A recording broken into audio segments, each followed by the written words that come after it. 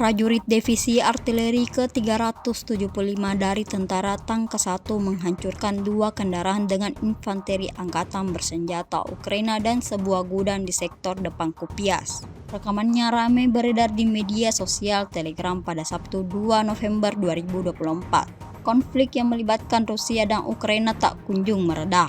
Alih-alih berdamai, keduanya justru makin intens meluncurkan serangannya satu sama lain. Seperti yang terlihat dalam rekaman, ledakan dahsyat terjadi di gudang angkatan bersenjata Ukraina. Video ini viral dan menuai beragam respon dari warganet.